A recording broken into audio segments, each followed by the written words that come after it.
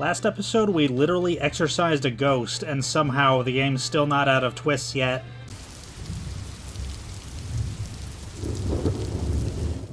Hello, welcome back to P-Storm. I am Pluvius Lilon, and today we're gonna finish up Phoenix Wright, Trials and Tribulations. I believe this is the last part of the last trial of the last episode. So let's just dive right into it. Now then, before we proceed any further, I'm going to announce the results of the tests we performed earlier. Tests? Yes, tests. On the bloody dagger that was found stuck in the pine tree. Oh yeah, that. I totally forgot about it. That's the weapon that Maya Fey used when she fought the victim. So what are the results? Was it the victim's blood, or... Due to time constraints, a full test wasn't possible. However, there's one thing we can say with certainty. The blood that was on this dagger was not the victim's blood. That is all. Now then, let's restart this trial. So it wasn't Misty's blood on the dagger. Then whose was it?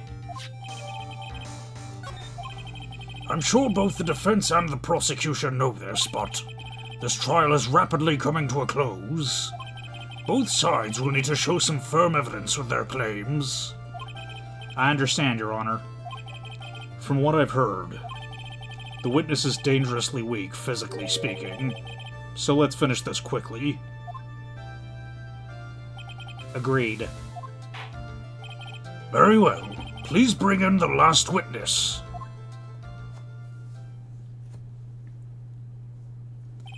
Witness, please tell us your name and profession. Maya Fey.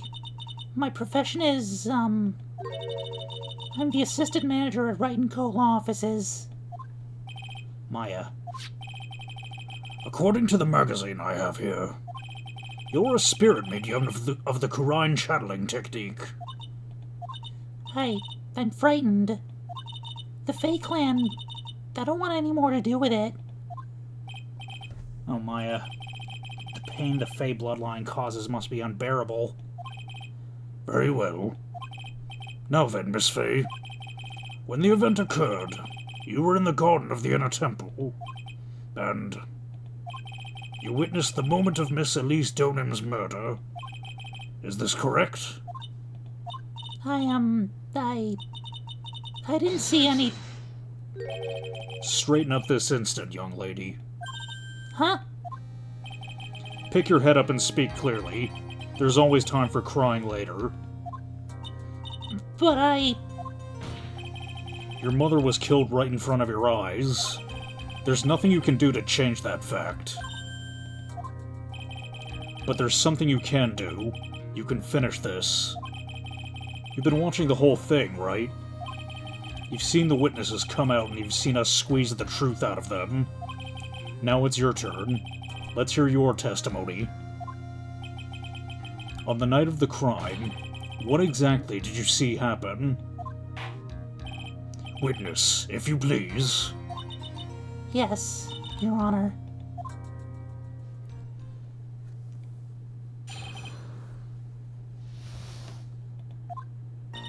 I was passing through the garden on the way to a spare prep room when it happened. Suddenly, someone struck me over the head. I stumbled and ended up against the stone lantern. I think I screamed, "Help me!" Then something warm splashed over me. That's when I lost consciousness. So you were struck on the head. I suppose it must have been this staff. Maya, the person who hit you, it was Dahlia Hawthorne, wasn't it? I'm sorry, Nick. I couldn't see. I don't know who it was. Maya, think hard. Sorry, Nick, but I really couldn't. Huh. Can't say it was an especially good night for young ladies to be walking around alone. It seems that it will be hard to determine the criminal through testimony alone. Very well then, Mr. Wright. Please begin your cross-examination.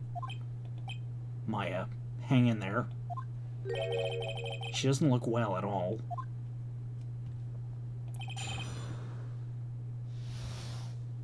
Okay, let's see here.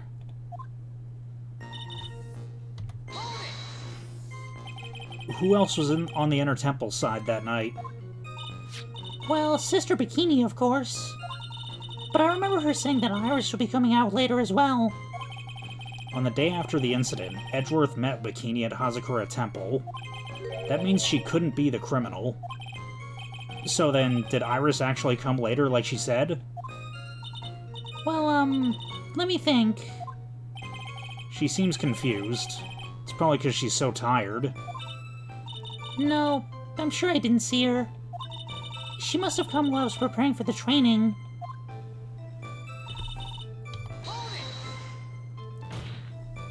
Who did it? Who hit you?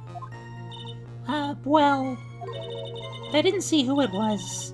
I was hit from behind. You didn't see the person? But after that, your attacker was in front of you. How could you not see who it was? Oh, let me think for a sec. I'm sorry, I just can't remember. Maya's really having a hard time. What should I do? Come on, Maya. This isn't making sense. Why didn't you see this person? Well, let me think. There was, oh yeah, that's right. It was dark, that's it. It was dark? It's not good to have too much light around when someone's undergoing spiritual training. Come to think of it, there was earlier testimony to that effect as well. So it was dark in the garden on the night of the crime. Which is why she didn't see her attacker. I thought maybe she was trying to hide something, but I guess not. Judging by the testimony thus far, the identity of the attacker was most likely the spirit that was channeled by Elise Donim, Dahlia Hawthorne. Very well. Please continue with your testimony. What happened after you were struck on the head?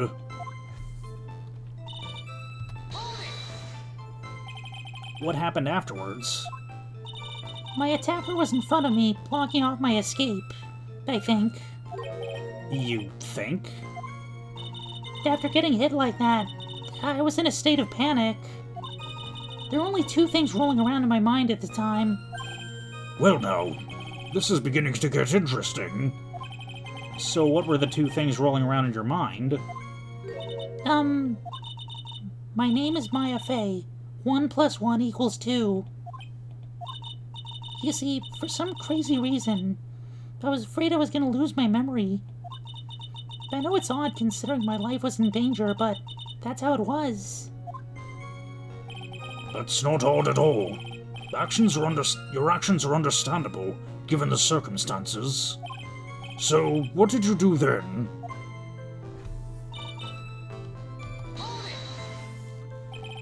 You think you screamed, but you're not sure? Listen, I was a complete wreck. It was dark and I couldn't see my attacker. Was it a man, a woman, an adult, a child?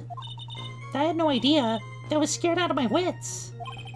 Believe me, my dear, I'm certain I would have soiled my pants. And also my robes.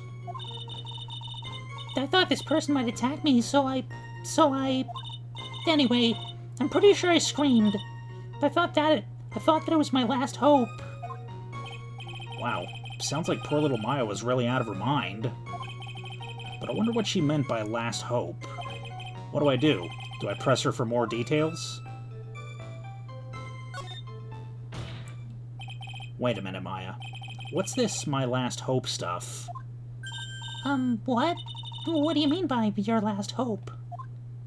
No. That's what you said. You said my last hope. Huh? What? I said what? Look, you were facing an attacker that you couldn't see and you screamed, right? You screamed, "Help me." Yeah? But you testified that you screamed that because you thought it was your last hope. Oh, well, you know, that's like... What do you call it when that happens? Maya's not doing so well up there. Oh yeah, Oh, that's right. I remember now. I was facing my attacker, but that's not who I was screaming at. What did you just say? Yeah, that's right.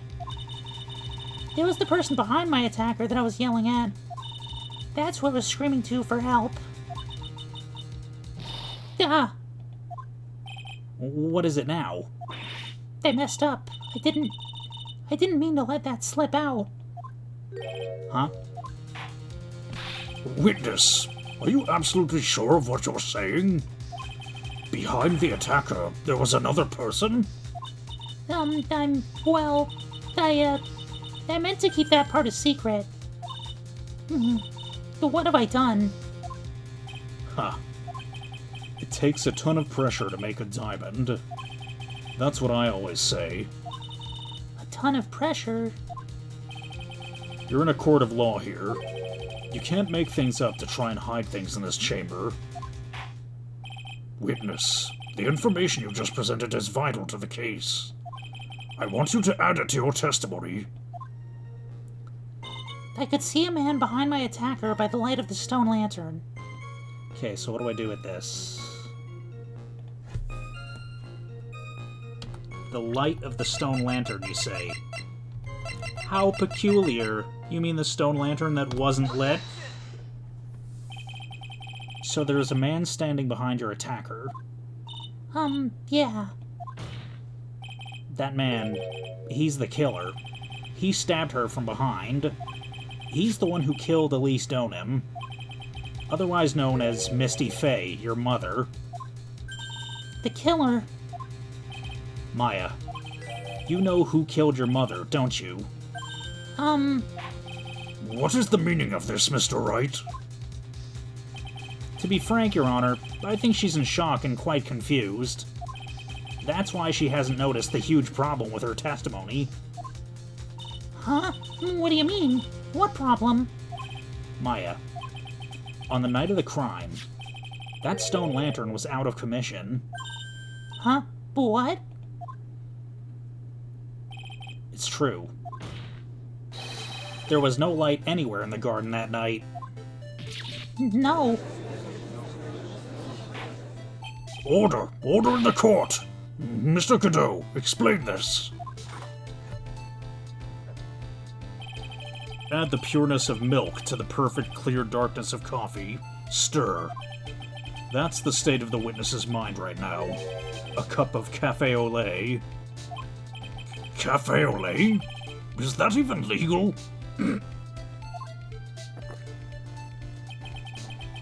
Mr. Tright's words are the milk and you are the spoon, Your Honor. I'm a spoon? I'm no spoony bard, I'll have you know. You must have noticed it too, Trite. This witness's mental state is highly unstable right now. It's not hard to understand why she would make a little mistake like that. Sorry, but that's not gonna cut it. What'd you say? If there truly was no light in the garden, then there's a fatal contradiction in the witness's last bit of testimony. Nick. May I? Recall the witness's statement about her attacker. She said that she didn't know if it was a man or a woman, an adult or a child. And yet, the witness could describe the person that was standing behind her attacker, and she quite clearly described him as a man. In other words, that would have to mean that Maya actually saw our mystery person, despite it being so dark that she couldn't see the face of her own attacker. No! Order! Order! What in the world does this all mean, Mr. Wright? Are you saying Miss Fay saw the real killer under pitch-black conditions? Objection! Trite, do you have any idea what you're proposing? How could she have seen in the dark? There was no other light source at the scene. There are some things that you can only see in the dark, Mr. Godot. Maya, you did see who the killer was in the dark, and now you're trying to cover for him. Cover? For the man that killed her mother? There's only one conclusion I can draw from this. You know who this man is. Please, Nick. I don't know anything. Please, I'm begging you. Huh. You talk a good game, Wright, but let's see if you can walk the walk. It was pitch black, so what could the witness see? I'm calling your bluff. No, Nick, don't. Please, stop. Maya's dead set on protecting this guy, the man who murdered Maya's long-lost mother, but I can't let him get away with it. I'm a lawyer, an officer of the court. I'm here to find the truth. All right, Mr. Wright. Time to show us what you've got. Who was this person you say Miss Fay saw in the darkness? I mean, who else could it be? The man with the fucking glow-in-the-dark goggles, of course. Because it was pitch black, Miss Fay was able to recognize the killer easily. I'm sure the court would like to see for itself how this is possible, yes? What? But how do you propose to show us something like that? It's easy. We just need to recreate the conditions of that night. Conditions? Your Honor, the defense officially requests that all the lights in this courtroom be turned off.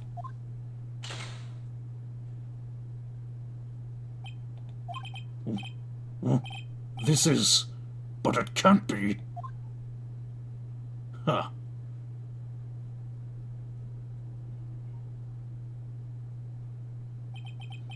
That was a nice bit of deduction. Trite.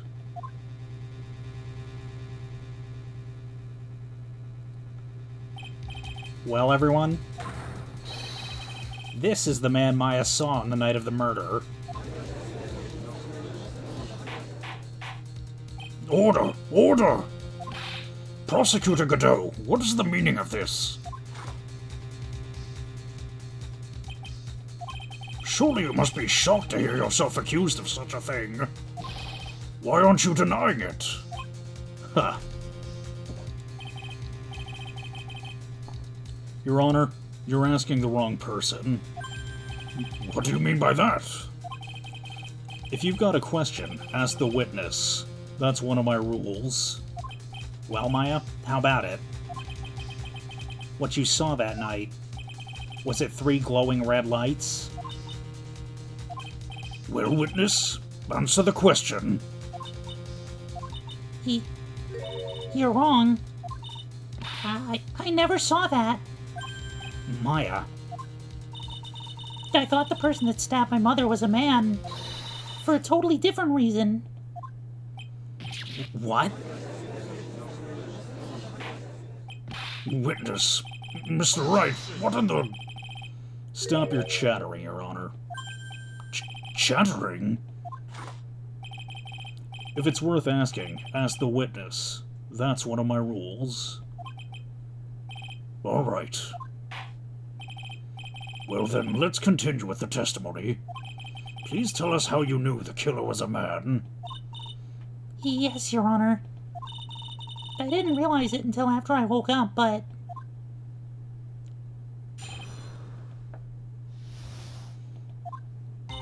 When I came to, I was just lying there on the training hall floor. By the time I got back to the garden, the place had totally changed.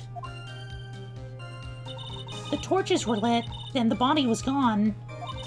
And all the snow around the stone lantern had been carefully cleaned up, too. Since the person did all that work alone, I just assumed it was a man. So it was after the crime took place that the witness came to think the killer was a man?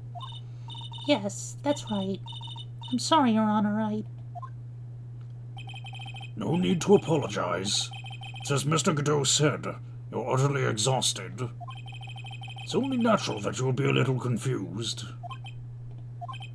Also, if you consider the situation you just described, it doesn't seem too much of a stretch to assume the culprit was a man. Mr. Wright, proceed with your cross-examination. Alright, let's see what I do here.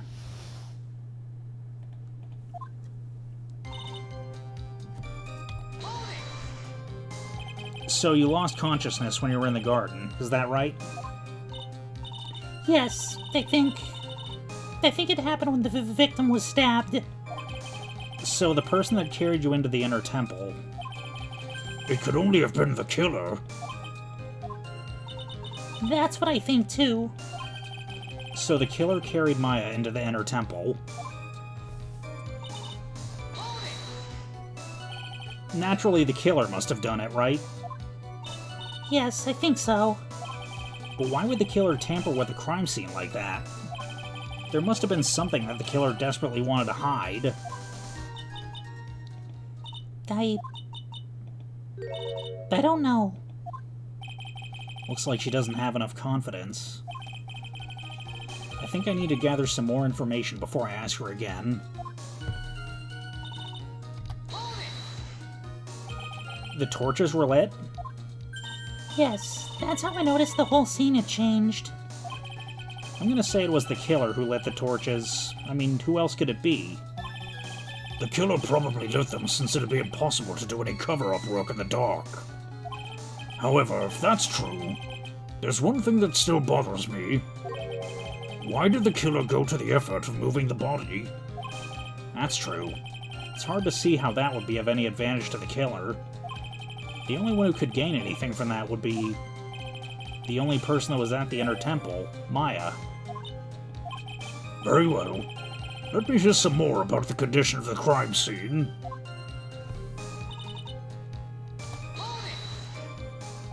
So you're saying the killer cleaned up the snow? It did look really odd. The snow was removed in an unnatural-looking rectangular shape around the lantern. There were a lot of shovels around the inner temple, but they're all really heavy. Way too heavy for me to use. An odd fellow indeed, this killer. Why on earth would anyone want to take the snow away? Well, there's one thing I can think of. Didn't you say that a lot of the victim's blood sprayed onto the snow? Yeah. The area I collapsed in ended up being splattered. In other words, the killer's purpose was to hide the bloody snow. I think that's the most reasonable explanation. Perhaps. However, there's something that's bothering me. If the killer just wanted to hide the snow with blood on it, there was no need to remove that amount. That's true. He could have scooped up just the snow that was stained with blood. Looks like there are some mysteries behind this issue. But I think this'll help explain them.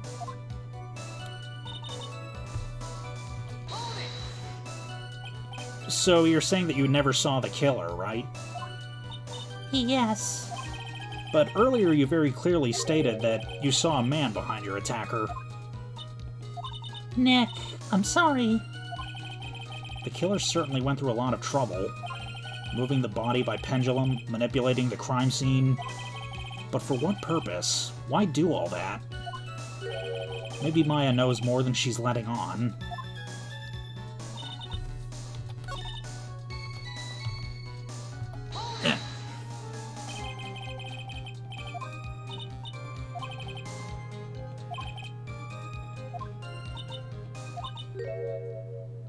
The truth is, when I saw the crime scene, I felt something. You did? Yes. I felt like the killer was hiding the evidence from me. For my sake. What? Hiding it for you? Everyone knew that I was the only one at the inner temple that night. If Sister Bikini had come and looked at the garden... She may have thought that you had done it. No, she definitely would have thought so. And you're saying that's why the killer cleaned up the crime scene to make it look like nothing had happened? Yes, I'm sure of it. Well, that's certainly an important piece of information. I want you to add that to your testimony. Yes, Your Honor. I think it was for my sake that the killer cleaned up the evidence of what had happened. Let me see here.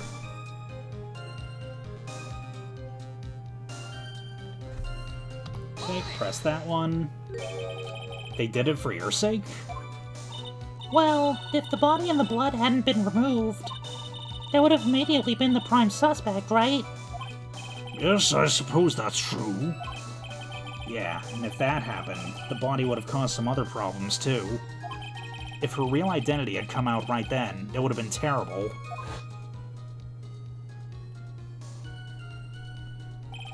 Master of Kurine killed by... Master of Kurine killed by own daughter. I don't think Maya would have been able to handle it. But still, it's rather difficult to fathom the killer's motives. What reason is there to go through that much trouble to protect you?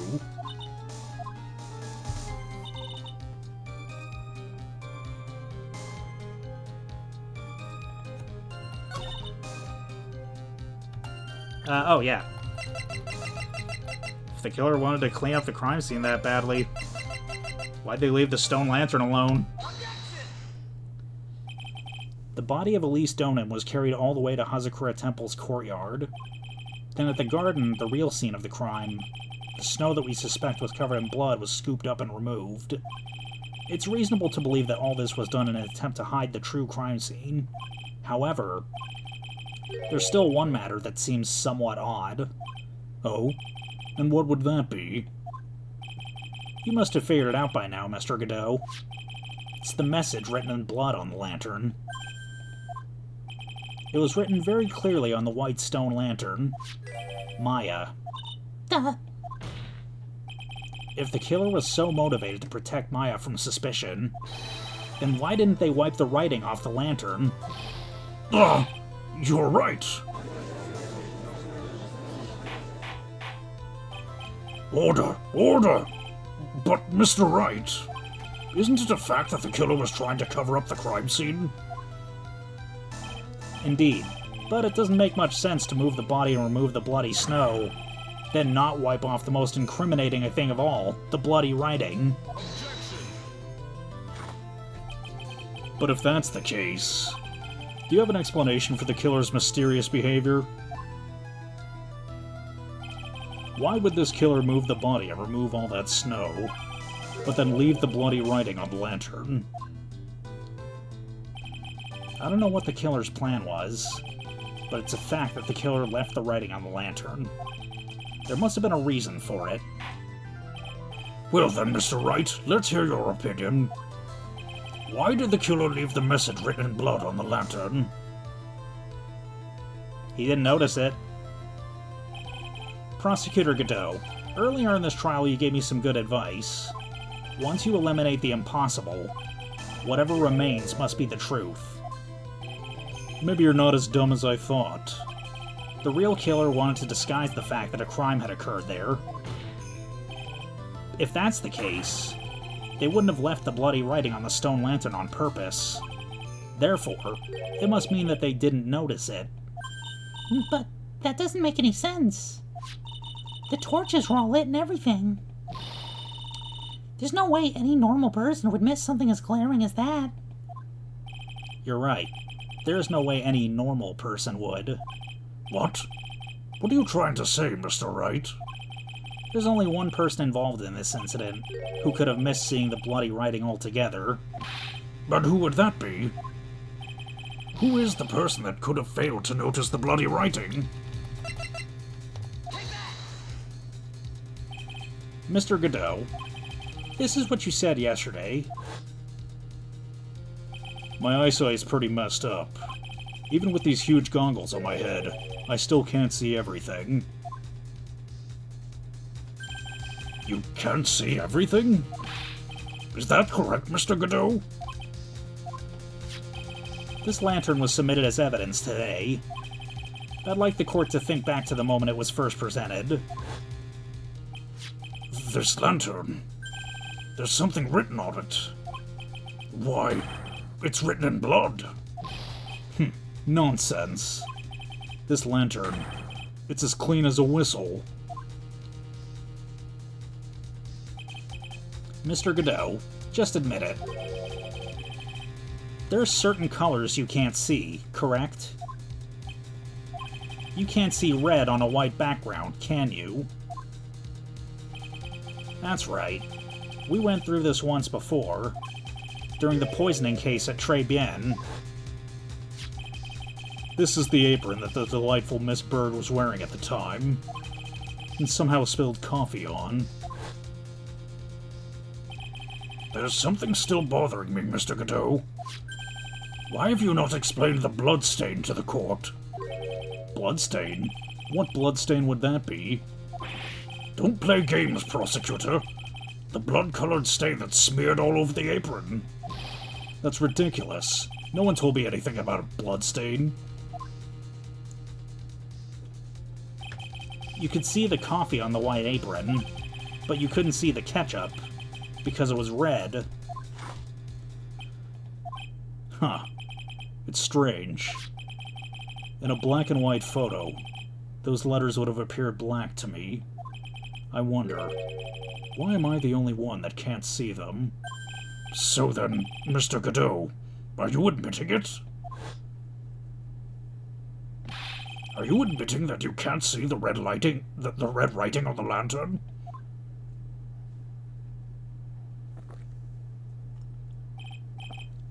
Hey Gramps, don't you know? That's the reason why I don't drink red tea.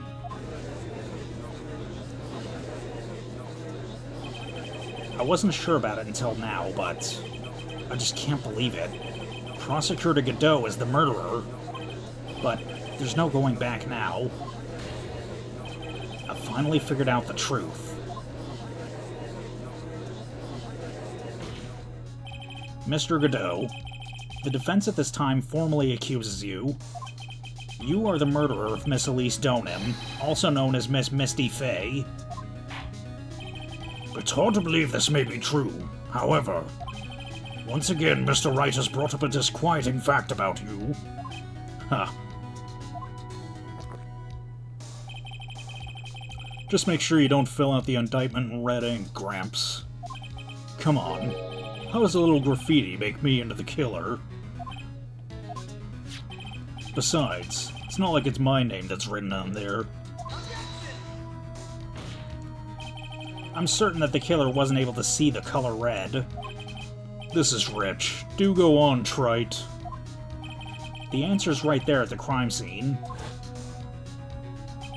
In the snow. The snow? How so? Well, for example, why'd the killer move all that snow? Your Honor, you said it yourself. If he wanted to hide the bloody snow, why not take out just that area? Yes, why didn't he take just that area? Could it be? Yes, the killer couldn't see the red blood that had seeped into the snow. And so he had to remove all that snow. He couldn't be sure of where the blood had landed, so he removed the whole area. Isn't it more likely that the killer just couldn't see the blood because it was dark? Not a chance. The torches were all lit. He would have been able to see just fine. It seems that once again this trial has taken an unexpected turn, to say the least. Can you explain this, Mr. Godot?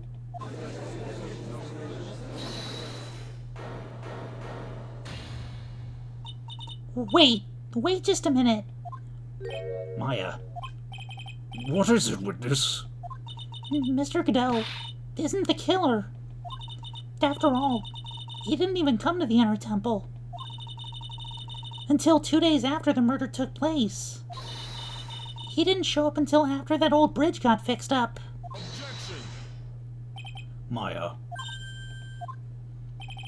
You can't testify to something like that. Why? What do you mean? I may not look it, but I'm... After the murder happened, you didn't even exist. She didn't? I'm afraid I don't follow. Are you senile, old man? We established this just a little while ago. After the murder, this witness was unconscious for a long time. Because she was channeling Dahlia Hawthorne. Oh, that's right. Please, Your Honor, let me add to my testimony. Nick, please listen to me.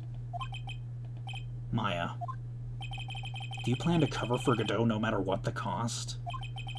If that's the case, then I've got no choice. Your Honor, let's hear her testimony. If it means we're going to hear the whole truth, I say we should not silence her. Huh. Nicely done, Wright. Very well. Let's hear the witness's testimony. Please tell us what happened at the Inner Temple after the murder. Yes, sir. After I woke up, I began channeling and my spirit left me, as it were. But little Pearlie was there at the Inner Temple, too.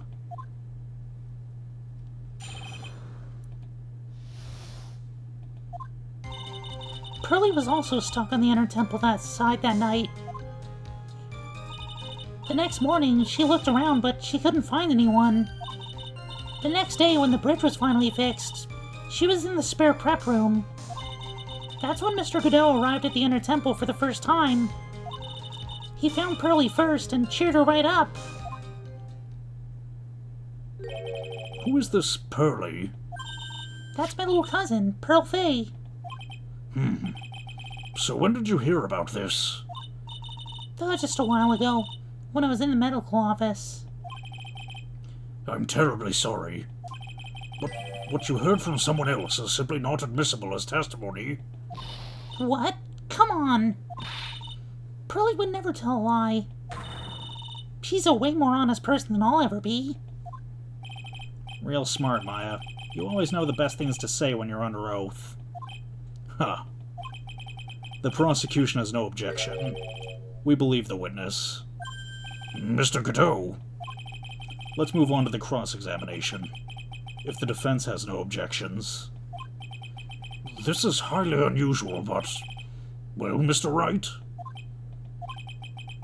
Let's get this cross-examination started.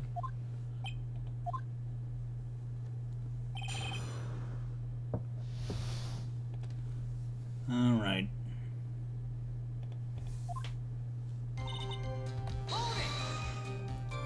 So where'd you think Pearl slept that night? In the spare prep room next to the training hall, I guess. There's a rule that you can't enter the training hall during an acolyte's training. But even so, why did she go to the Inner Temple in the first place? Seems that Pearls became very worried about Maya. She knew that the spiritual training I was about to undergo was very intense. Pearls was supposed to channel Dahlia Hawthorne, but she couldn't do it. That's why she headed to the Inner Temple. However, Dahlia Hawthorne was already there, possessing the body of Elise Donim.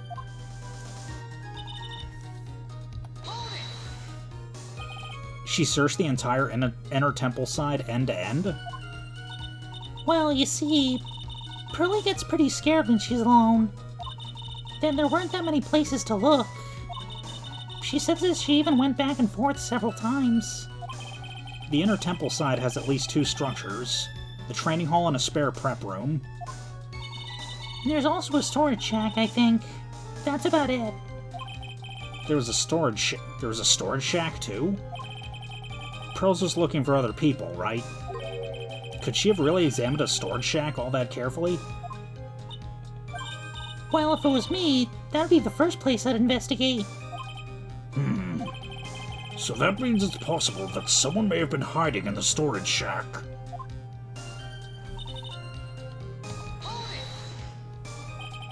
Pearls didn't hear the sound of them working on the bridge?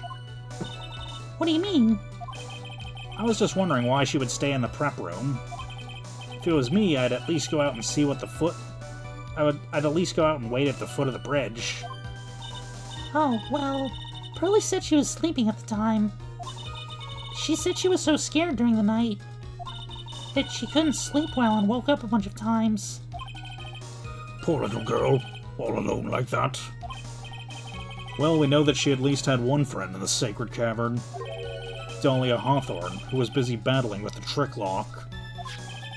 She couldn't let anyone see her, so she couldn't have shown herself to Pearls. What happened after the bridge was finally fixed?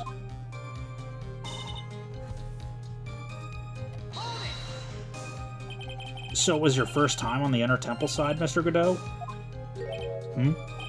That's funny. Am I imagining things, or did the defense ask me a question? Mr. Wright, please save your questions for the witness. What you heard from someone else is simply not admissible as testimony. Those are your words, Your Honor. Touché, Mr. Wright. Oh well. What do you have to say, Mr. Godot?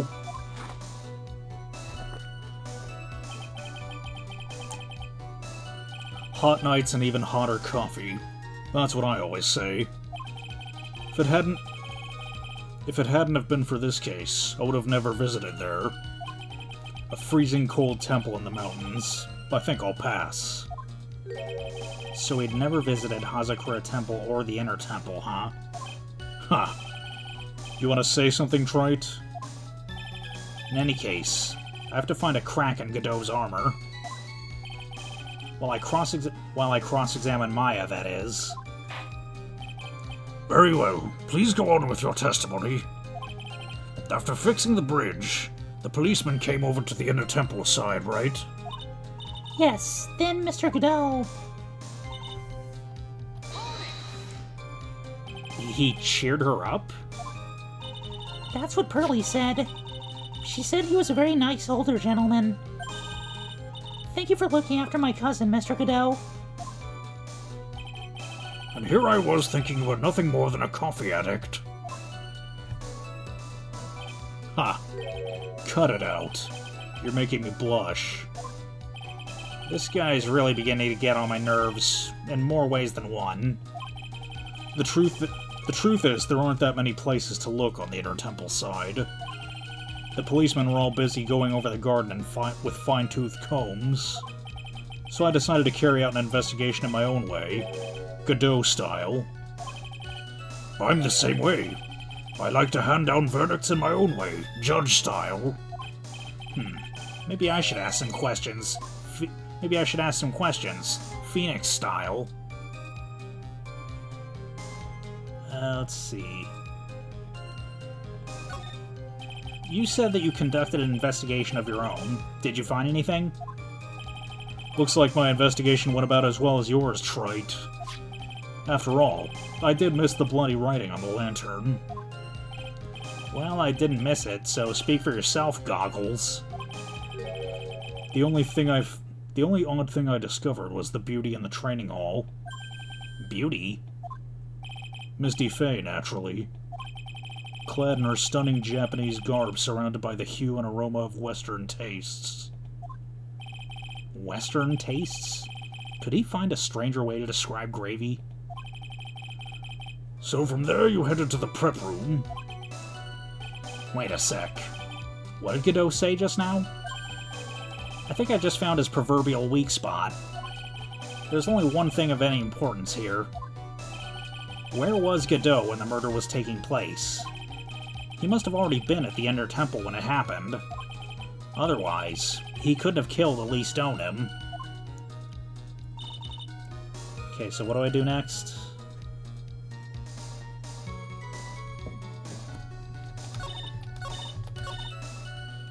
Okay, yeah, the scroll. Mr. Godot, the first time you crossed Dusky Bridge and went to the Inner Temple was long before the murder took place. Why do you say that? Because he just made one fatal slip-up. The hanging scroll in the training hall. Hanging scroll? But Mr. Godot was right. That scroll shows a picture of my mother.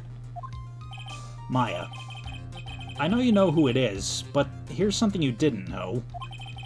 By the time the bridge had been repaired, 2 days after the murder, the hanging scroll in the training hall looked like this. What's that wonderfully delicious smell? The morning after the crime, someone covered it with gravy. Gravy? But why gravy, Nick? Because gravy was much more than a condiment to the culprit. Well, Mr. Godot, if you really hadn't seen the hanging scroll until after the murder, you wouldn't have had any way of knowing that it was Misty Fey. Wait a minute, Nick. Yes? Take another look at the hanging scroll. Look, at the top. There's a crest there. Ah, that. It's the mark of the Master, correct? Exactly. So if you know the meaning of the mark... Then you could guess that it was a picture of Misty Fey on there. True, but Mr. Godot described what was underneath like this. Clad in her stunning Japanese garb, surrounded by the hue and aroma of Western tastes. Oh, Yes, it's possible that he knew what the crest meant. However, he couldn't have known that she was wearing Japanese clothing. Mr. Godot, on the day of the murder, you were hiding at the Inner Temple long before the crime took place.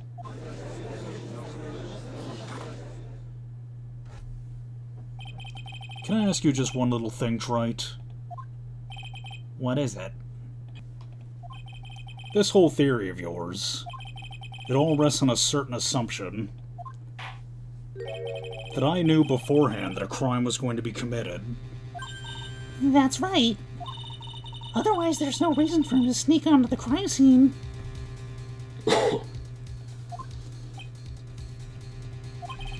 Of course, Mr. Godot knew about the plan. Huh? What did you say? Is it really possible that another person knew of that plan? I'm gonna guess it's the burnt letter. This crime was actually planned over a year ago. Morgan Fay authored the plan for her daughter's future, and these instructions were hidden somewhere in Fay Manor for a year. However, by the time Little Pearls found these instructions, they had already been unsealed. Unsealed? Yes, the killer had read these instructions long before Pearls ever found them. That's how he knew the crime was to take place at the Inner Temple. And you still insist this crafty killer is me? You bet I do. But you just said that the instructions were hidden. That's right. Mr. Godot couldn't have known where the instructions were hidden. If he really wanted to know, he had one great chance to find out. Yes, and when was that? During a visit. A visit? Morgan Fay told her daughter Pearl about where the instructions were hidden. During one of her visits to the detention center. That would be the only time for someone to have learned where they were hidden. Eavesdropping on a visit at the detention center? Yes. It could be arranged if you were someone with easy access in and out of there. Like, for example, a prosecutor such as Mr. Godot.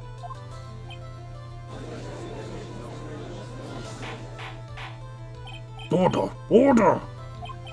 Mr. Godot, you're under fire again. This murder could not have been carried out without prior knowledge. And you were the only one that could have acquired this information before the murder.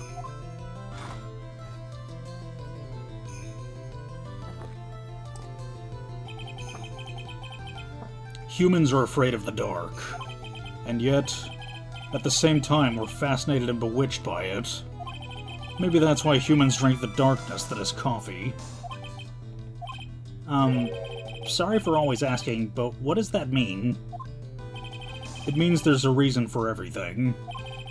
According to your theory, the killer in this case eavesdropped on a conversation during a jail visit where he learned of a hidden plan for a crime. After discovering the plans, he hid at the Inner Temple and waited for the crime to occur. Then he ultimately took a person's life. And he did all of that just to protect this witness. That's right. If you're accusing me of this crime, then I have to ask you, why would I do this? This girl is nothing but a stranger to me. I've got no reason to go through that kind of trouble to protect her. I am what you see. I'm certainly not the type to rescue the damsel in distress. The killer's behavior is certainly extreme, for lack of a better word. Even considering that the killer wanted to protect this person's life, his behavior is a little too unnatural. However, you had a good reason, didn't you, Mr. Godot? An unshakable reason that forced you to protect this witness at all costs. I knew it. You figured it out, haven't you, Nick? Maya, I guess you were doing your best to cover for Godot. For the same reason, huh?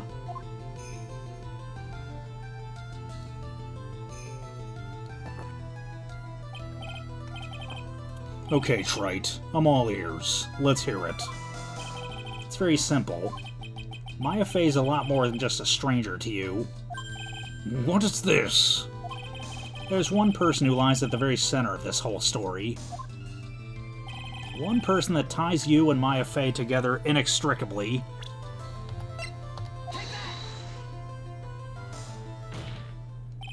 There's a very good reason why Maya Fey's life is so precious to you.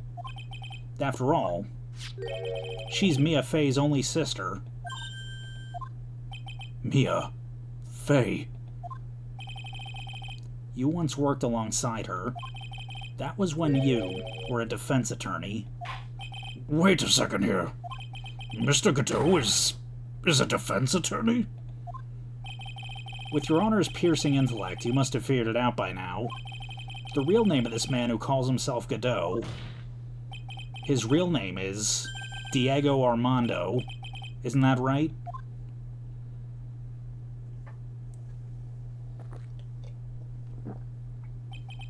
The last time someone called me by that name was over 6 years ago. Diego Armando? That name rings a bell. It should, Your Honor. All this is related to a single case. A case in which a convict named Terry Falls killed himself. Mia Fey's first time in court. The tragic outcome left a deep wound in her heart. She knew that behind it all was a heartless, scheming demoness in disguise. But in the end, Mia couldn't tear off that disguise. However, there was one man who reached out to help her. Diego Armando, a senior defense attorney at the office where Mia worked. It's my fault. It's all my fault that Mr. Falls killed himself. Mia, you can't cry yet. Please call an ambulance. The only time a lawyer can cry is when it's all over.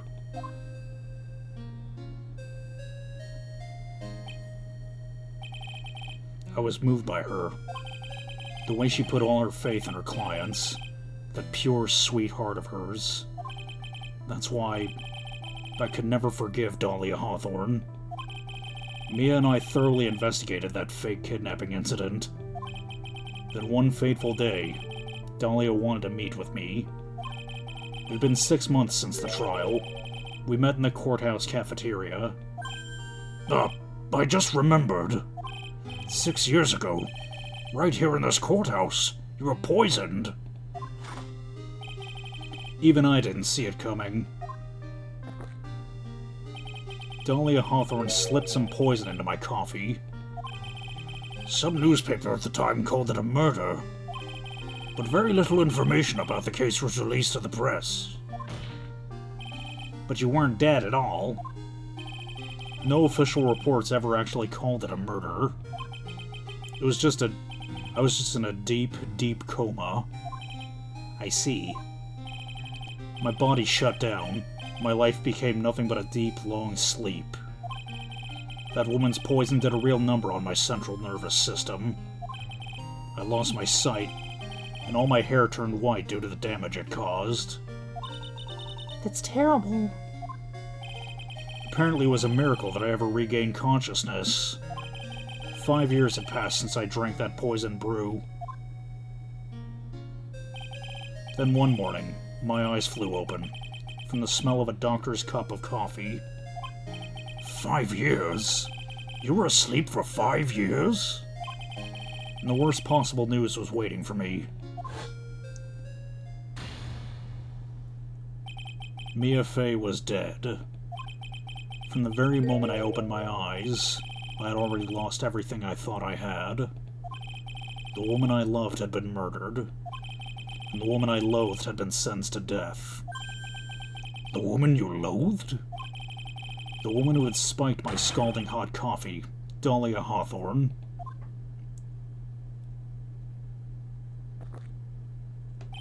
Huh. Good old Mia. She didn't let me down. She got her revenge before she checked out. In the end, there wasn't anyone waiting for me when I woke up. That's so sad. For someone like me, for someone who had slept away their best days, there were only 2 reasons left to live. And it was for those 2 reasons that I decided to become a prosecutor. If I may ask, what were your 2 reasons to live? The first was you, Wright. Huh? Me? If I hadn't drank that stupid poison, Mia Fey would have never died, much less the way she did. You were the only one who was there to protect her, but you let her die. It was all your fault. Your mentor's dead, Wright. She's dead! It wasn't like that. I wanted to see for myself what kind of man you really were. So that's why you became a prosecutor? My other reason for living. She goes by the name of Maya Fey. Huh? You mean me? You were the only way I could make up for the sin of not saving Mia. 1 year ago, when the Kurine Village incident was resolved, it was obvious that Morgan Fey was planning something. Whatever her evil plan was, I was determined to stop it. My role as a prosecutor put me in the perfect position to do something about her. That's how you overheard Pearls' visit with Morgan at the detention center. I knew the time was drawing near. Since I knew the plan, I thought I could foil it.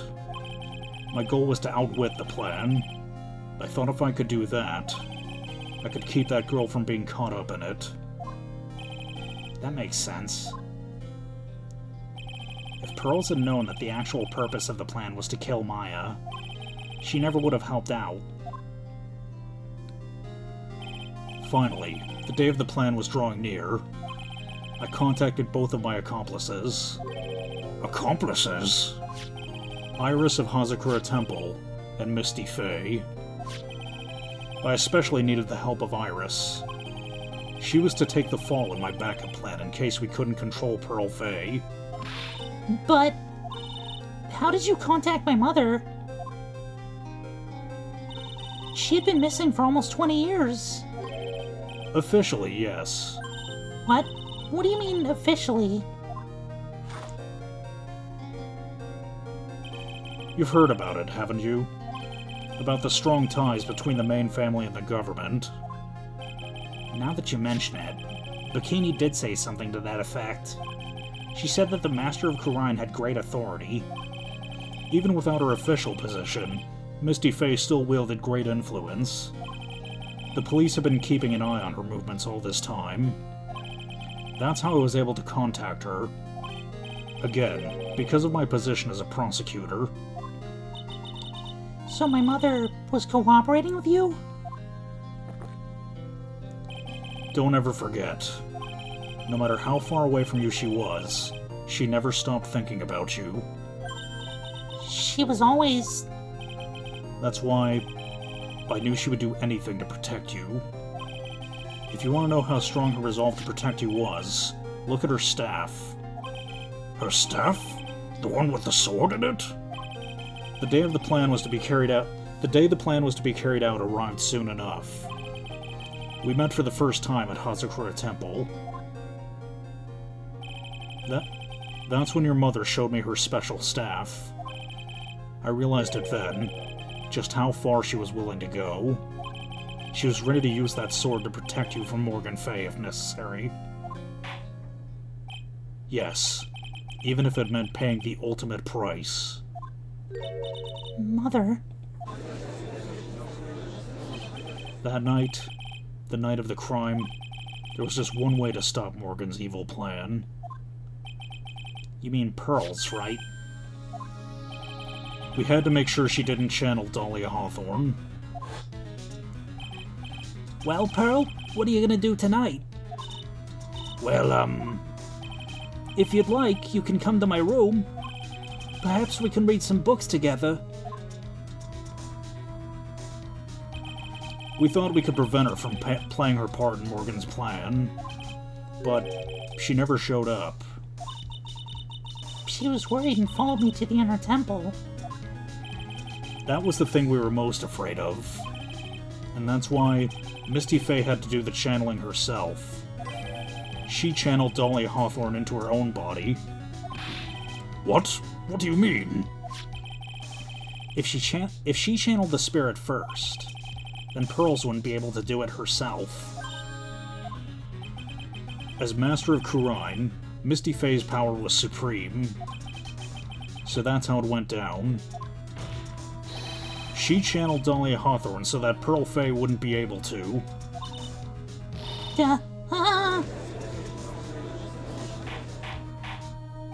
What?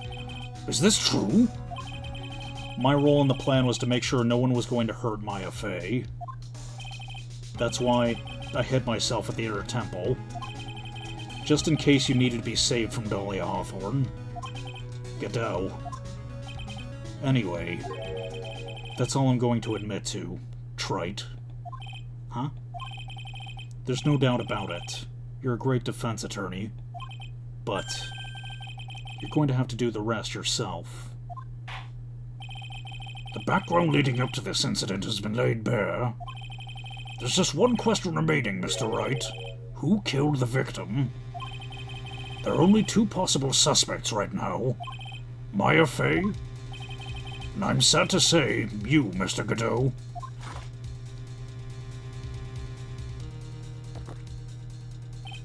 Well, Trite, if you're the real deal, then finish this thing once and for all. Show us beyond a shadow of a doubt that you can finish this on your own. No, Nick. Please don't. Maya. I heard the whole thing. From my sister in the medical office. That's why I have to protect Mr. Godot. I can't do it. I can't testify against him. After all, he's the man who put his life on the line to protect Mia. And me, too.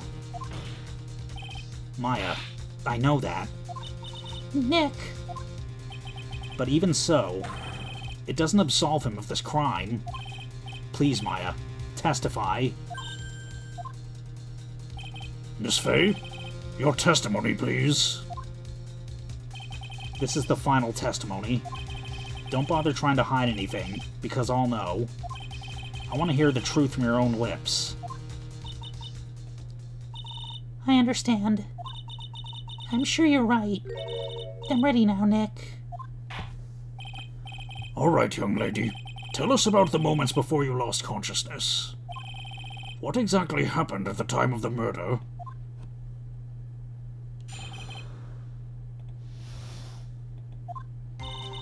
Just before it happened, I think I saw some red lights. 3 of them. I thought I'd ask for help, but just then I was splattered with blood. She wasn't dead, though, and she struck back at the enemy behind her. Suddenly the red lights went out and the whole area was dark. Just at that moment, there was a horrible scream. Right after that, Dahlia collapsed and I lost consciousness. These red lights. I thought you said you didn't remember seeing them.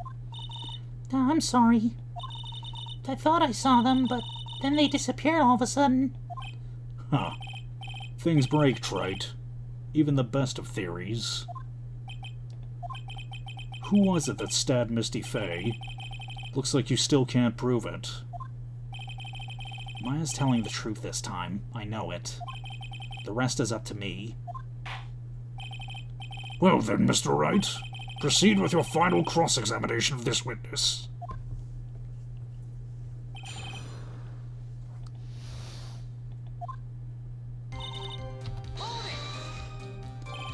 Lights shining in the dark? don't think you could make a mistake about that. Yeah, you're right. I think I saw them, but I can't say for certain. And I can't tell you for sure if they were from Mr. Godot's mask, either. I don't get the feeling she's covering for him anymore, but... let's see here. Yeah, let's leave it. Maya's life was in terrible danger at the time. There's no way she can remember the details of the scene perfectly. Alright then, let's go on with the testimony. What did you do when you saw the red lights? That blood. Was it Dahlia Hawthorne's blood? I think so, probably. Just at that moment. I heard a soft scream that seemed to be close by. It was a woman's voice. So that was when the killer stabbed the victim from behind with the murder weapon. Is that right?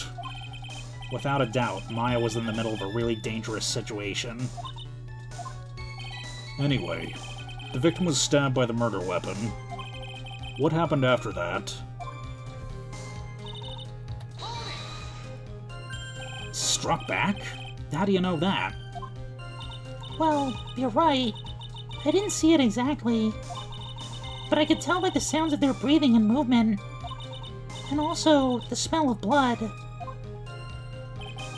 You've witnessed more horror than any young lady should ever have to in one life. So then, what did you do at that point? I couldn't move. I could just barely make out their shadows moving in the dark, but I had no idea what to do. Could you still see the red lights you mentioned earlier? Yes, I think so. But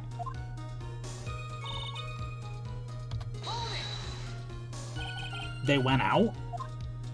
yes, suddenly I couldn't see them at all. What could it mean? If the red lights were coming from Godot's mask, and they went out right in the middle of the fight, Maybe the mask was damaged. or maybe it was knocked off. Or maybe the batteries ran out, right, Wright? Or maybe those little pinhead-looking lights just stopped working. What could have really happened then? What do you mean by just at that moment? Do you mean the moment when the red lights went out? Yes, that's right. The scream that you heard then, was it Dahlia Hawthorne? I don't think so. I'm pretty sure there was a man's voice. Whoa, what? So then, that scream came from the killer? That's gotta be it. I think Dahlia Hawthorne must have taken the blade and attacked the killer with it. And then the killer let out a scream of pain, huh? After that, the killer stole the blade back and delivered the final blow, I guess. Well, Mr. Wright, it seems to make sense to me. Sounds like a reasonable deduction, but I still kind of wonder.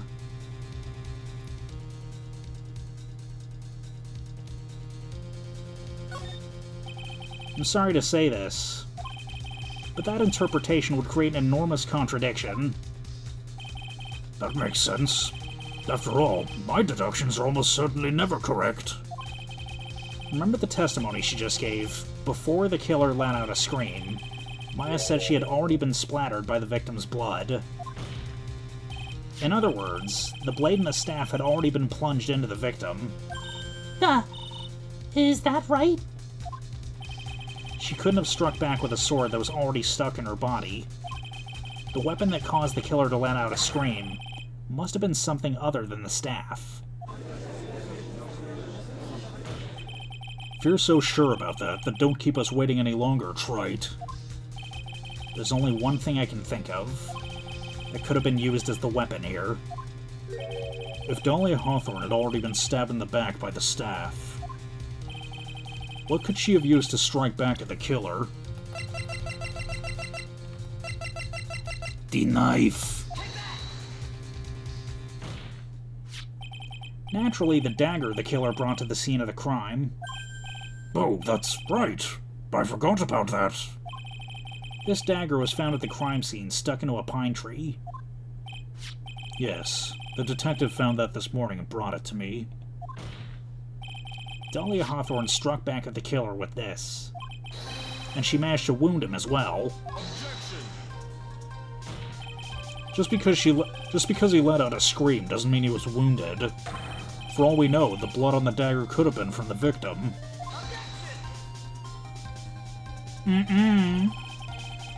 Have you forgotten that the blood has already been tested? Since we learned it wasn't the victim's blood, it must be the killer's blood.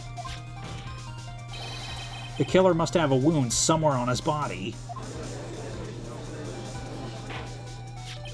So you're saying the blood on this dagger belongs to the killer? Exactly. A DNA analysis of the blood would prove beyond a shadow of a doubt.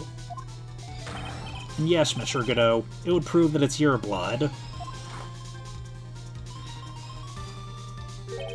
Nice theory, Wright. Order! Order in the court! Is this the end? Have I done it? Even he won't be able to change the results of a scientific test. Huh. Let me ask you something, Wright. Let's say that it turned out I was the killer. Do you really think I would be stupid enough to leave evidence like that? What? Just think for a second. This dagger was found this morning by a detective and brought to me. There was already blood on it, correct? But even so, I was the one who brought this dagger here to the courtroom. Yes? What does that prove? Well, if I really were the killer, I could have washed the blade off and then planted another person's blood on it. It can't be. In any case, there's one thing I can guarantee, Wright. That blood, it doesn't belong to me. Not a chance. What? In any event, it seems to be established that the killer was wounded. All right then, witness. Continue your testimony. Wait a minute. What's the problem? I know I probably shouldn't say this, but there's a big contradiction in Nick's explanation. Maya? This dagger, you said that it wounded the killer. That's right. But, if Mr. Godot really had been cut with the dagger, his clothes would be bloody or have a rip in them, right? Maya? Maybe he just changed his clothes? That'd solve the contradiction pretty easily. What are you talking about? It's not that simple at all. Remember back the day of the murder? Everyone that was on the Inner Temple side got trapped there. That's right. And once the bridge was fixed and the police headed for the Inner Temple, Mr. Godot was already there waiting for them. He never had a chance to change his clothes. Yeah. Order! Order in the court! What the witness says is true. Well, maybe he brought a change of clothes with him. But no one could have predicted the lightning strike that shut down the bridge. Why would anyone have brought a change of clothes? Did the judge take smart pills during the last recess? Well then, maybe the killer took off his clothes just before he committed the murder. That way he wouldn't get any blood on them. That's impossible, Wright. You know how cold it gets up there late at night. After a few minutes with no clothes on, you'd be frozen solid. Yeah. Ha. So that's all you've got. I knew you weren't tough enough to finish this. Yeah. Right now, if Mia Fey were here, she would have closed the book on this case already. If Mia Fey were here... So come on, Wright. Can you do it or not? How about it, Mr. Wright? You've accused Mr. Godot of being the killer, but can you prove it? Have you got even one piece of evidence? The question wasn't whether I can prove it or not. The fact is, I have to prove it. That's the only choice I have. I was taught that it's one of the rules of being a lawyer.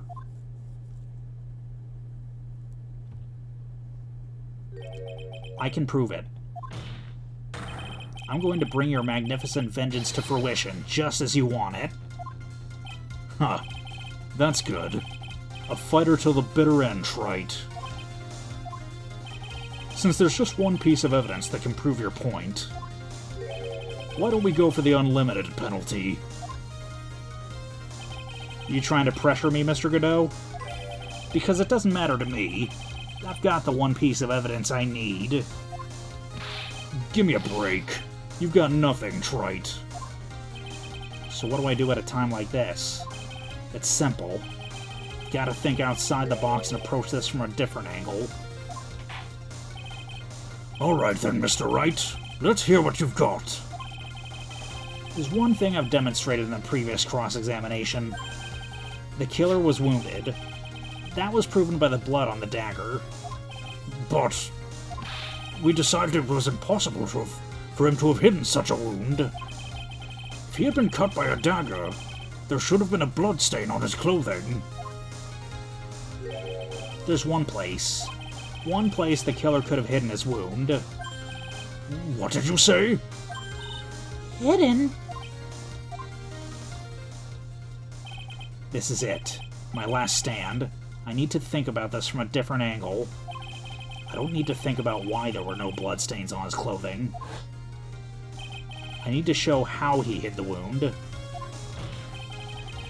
It's the end of the line. The final stop, Wright. Let's hear what you've got. Before that, let me save. Because I don't want to have to go through all that all over again. Where's this location where you say the killer hid his wound?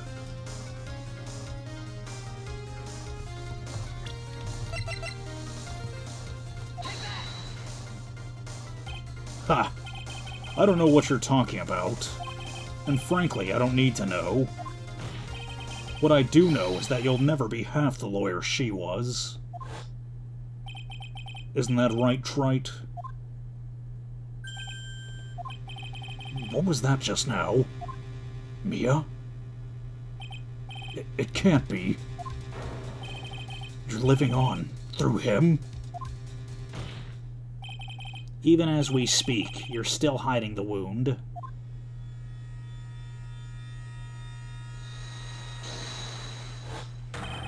It's beneath your mask.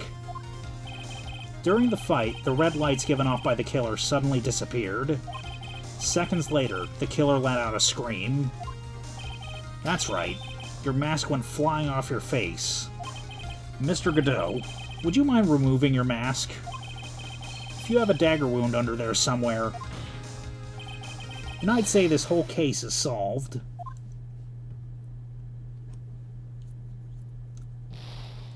Ah!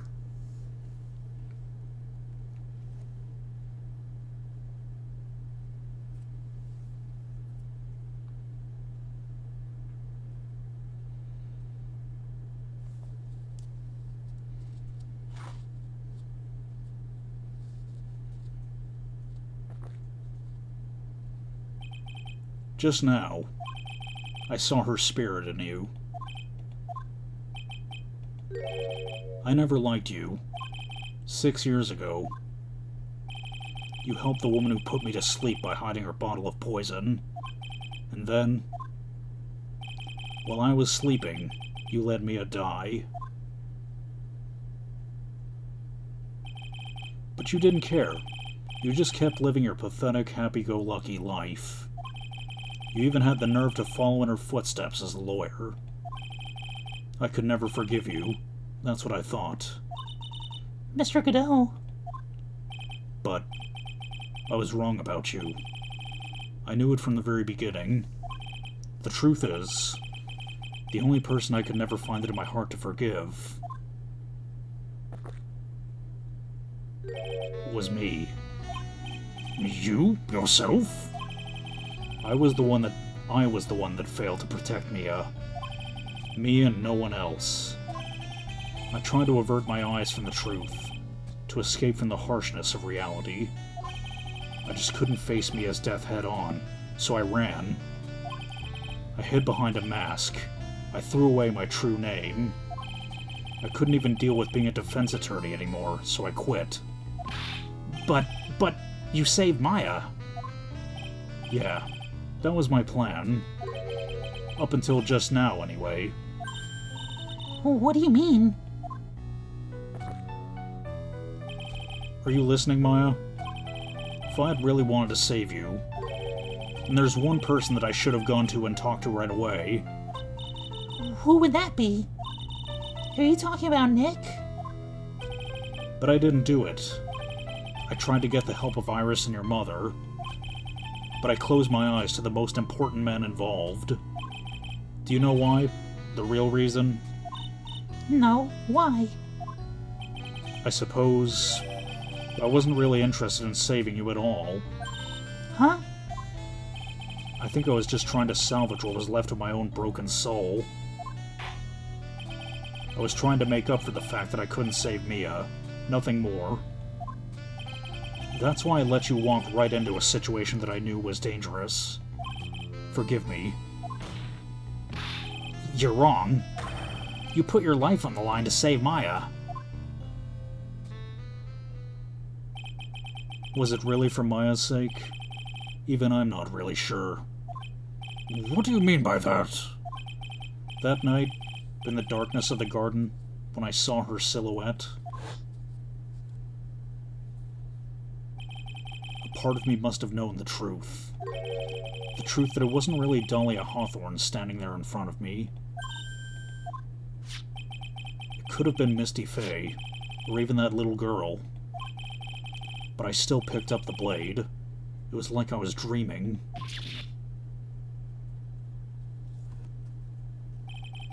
I'm not sure exactly what was going on in my mind at that point. Was I really motivated by the pure desire to protect Maya Fey? Or was it something else? Was it my hatred for a woman who had stolen everything from me 6 years earlier? Could it have been simply a desire for revenge? And now, I don't know anything anymore. I did learn something today, however. I finally realized that I was the arrogant one. I was just chasing an illusion, a fantasy. The stupid fantasy of defeating you in a courtroom. You were the one who made me realize my folly. You never ran away from Mia's death. Instead, you picked up where she left off, as a true defender of the people. In that one moment, I understood everything. Mr. Godot.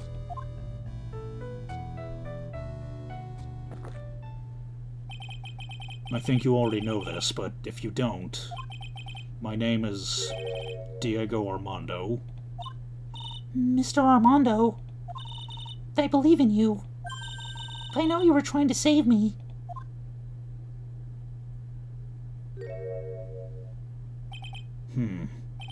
Thanks. Your wound. It's bleeding. Huh. Did you forget already? In my world, the color red doesn't exist. These must be my tears. Tears? Ever since I woke up from my coma, I think I've been waiting for this very moment. You do well to remember this, Maya. The only time a lawyer can cry is when it's all over.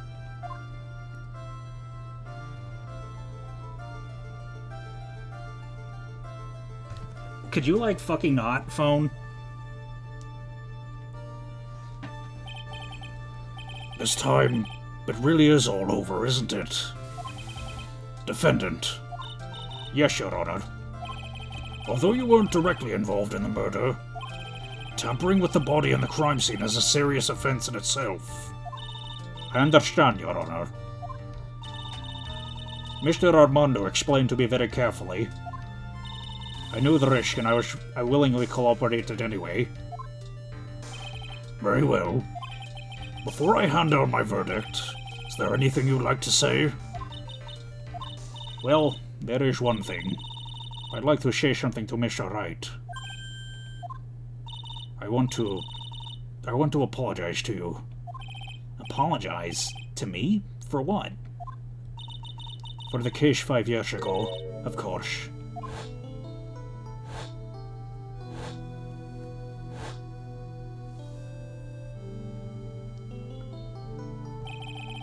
I just remembered.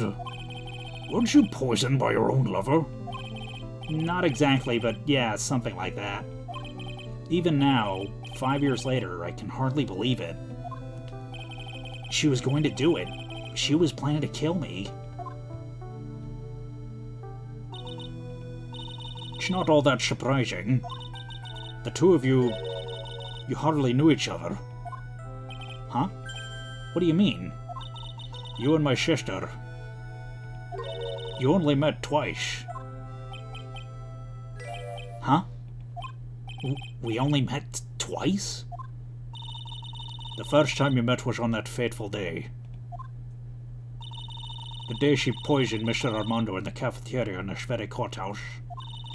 The next time you met her was 8 months later.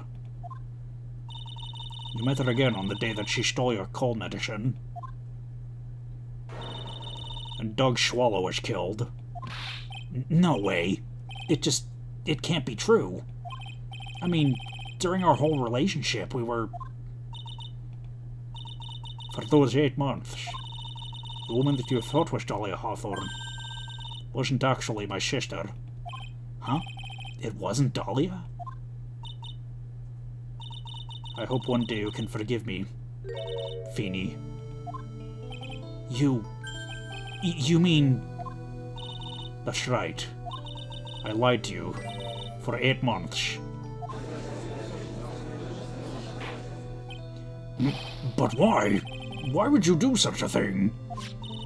Ever since she gave you the bottle that day, my sister was trying to get it back as soon as she possibly could. Because of the police investigation and the surveillance, she couldn't move about freely. So that's why you... My sister, from the beginning, she was prepared for the worst. Prepared for the worst? She thought that you might somehow discover the truth. That's why she was always ready to deal with you at a moment's notice. You mean she was ready to kill me, don't you? She already had so much to answer for. I didn't want any more sins on her soul. I begged her not to do it, and she agreed to give me a chance. And that's why you came to me? You came to get the bottle pendant back from me in her place? But I couldn't get you to give it back. I failed at something even as simple as that. 8 months passed and I still couldn't get it back from you. Finally, my sister couldn't wait any longer. She didn't consult me about her plans for you that day. It was the first time that had ever happened. That was a bit strange, wasn't it? Up until that day, you two were partners in crime and she would confer with you. I think she must have noticed. Notice what? My feelings for you. If I had found out she was planning to kill you, I would have done whatever was necessary to stop her, even if it meant her life or mine. Iris. After spending 8 months by your side, my feelings toward you, they changed. I have something to say to you, too. Yes? You really are the person I always thought you were. Even after Dahlia Hawthorne was found guilty, I still believed in you.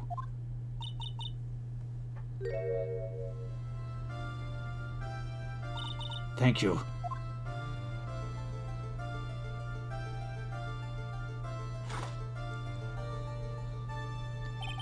How many cups of darkness have I drank over the years? Even I don't know. I'll tell you, though. Right now, this one here is the greatest cup I think I've ever had. Don't you think so, Phoenix Wright? Yeah, I think you're right. The purpose of this trial was to rule on the murder of the victim Lee stole him. At some point, I expect you will be tried for your role as an accomplice in this case. I understand, Your Honor. Very well. On the charge of murder, I hereby find the defendant Not guilty. Court is now adjourned.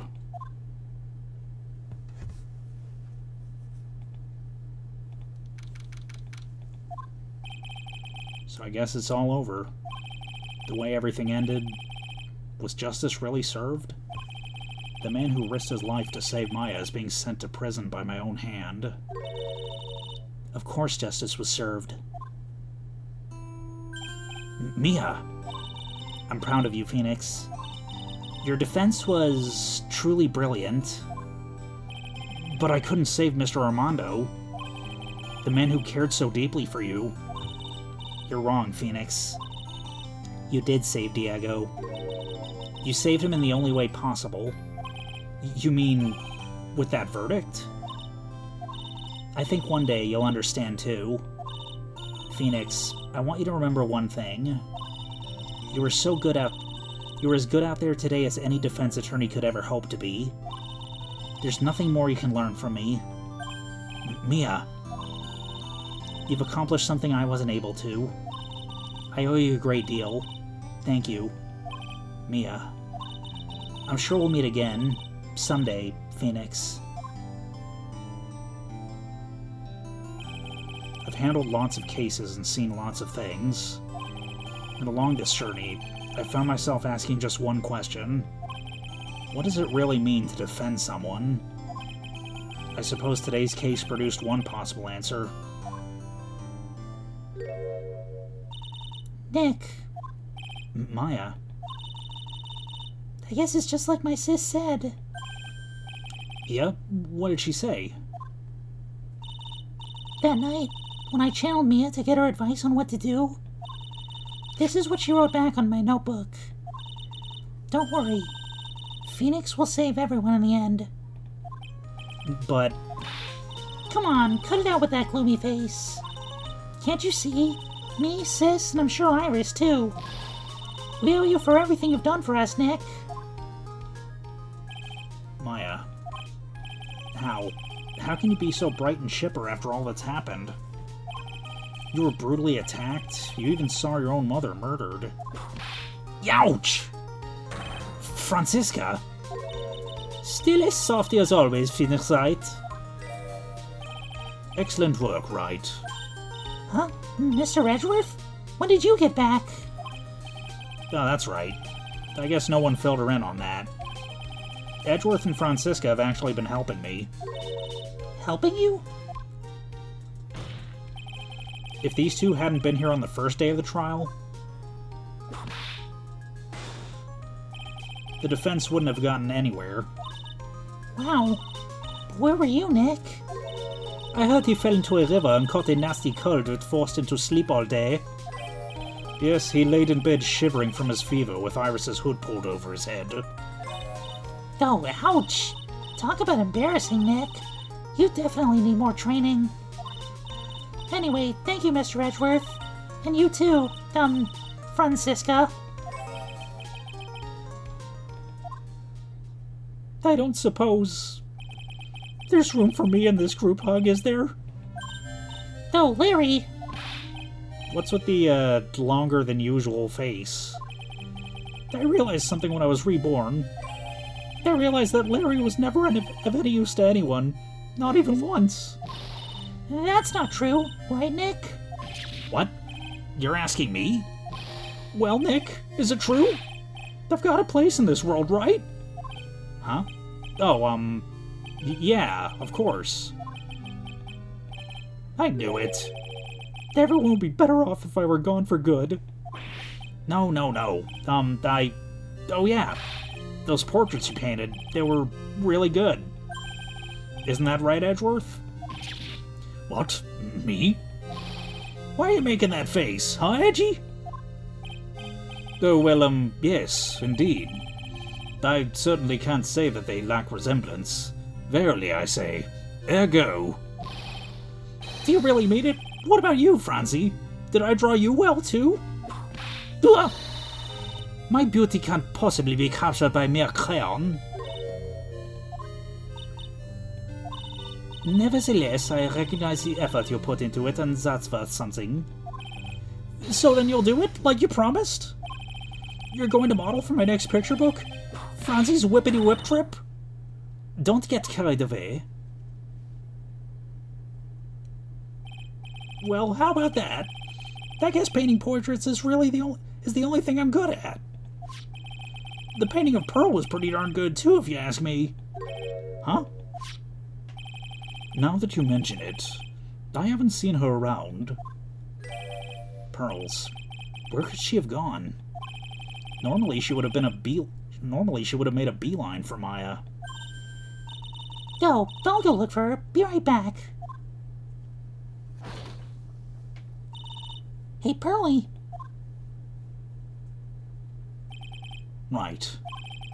You seem to be uncharacteristically puzzled.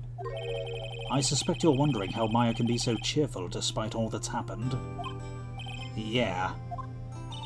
To be honest, I can't understand it either. Francisca. That's right. She lost her father fairly recently as well. I think I understand how she feels. Maya's a much wiser person than she appears, and I think she realizes something. Now is exactly the time when she needs to be as strong as she can. What do you mean by now is exactly the time? Maya wasn't the only one that was badly wounded by this incident. In fact, there was someone that was hurt far more deeply than she. I believe it's for that person that Maya's trying her best not to cry. Someone who was hurt more deeply than Maya? Edgeworth, I think I'm starting to understand too. Ow! Then tell me, Phineas Wright, who is Maya Fey being strong for? Pearl Fey? The poor kid. After all, the reason she worked so hard to follow the instructions was because she loved and believed in her mother, Morgan. It's for the good of the Fey clan. I'm sure she believed in every last word. And she thought she was doing it for Maya. That's why she was so happy. It shows how truly devoted she is to Maya.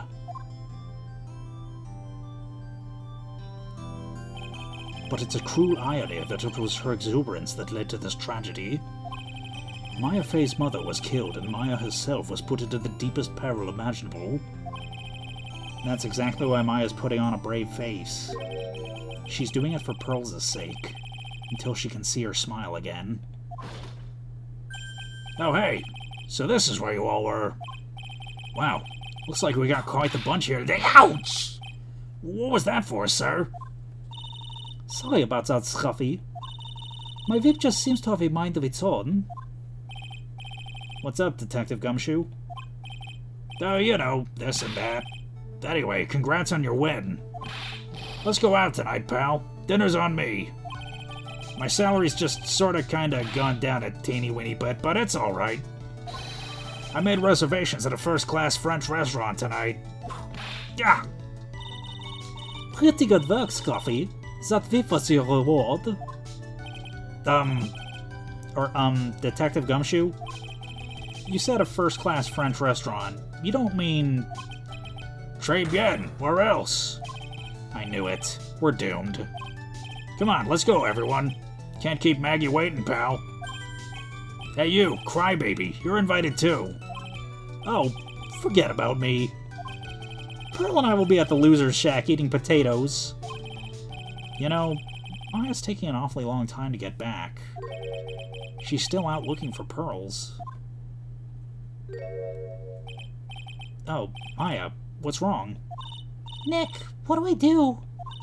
Pearlie, I can't find her anywhere. Huh? I'll bet she just went back home. That's all. I thought so too, so I called the village. But no one's heard from her. This has never happened before. As I figured, she's been badly hurt by this incident. She feels responsible for the tragedy that has befallen you, Maya. But none of this was her fault.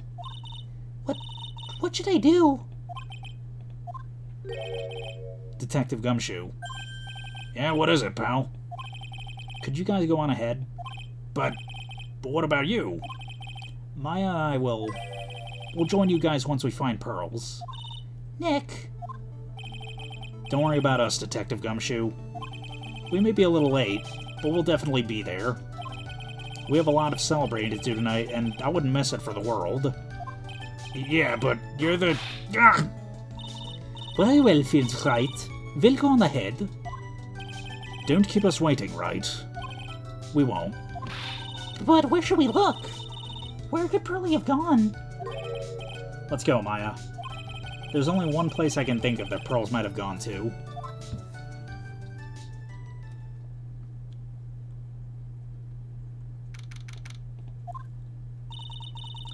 Hazakura Temple. For pearls, I bet this is a very important place. After all, it's where this whole incident started.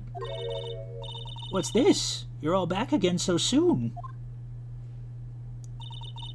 Sister Bikini? I thought we'd be eating mashed potatoes alone tonight. So she's here? Pearly's here? She's in the training hall. Why don't you hurry along and see her? Okay.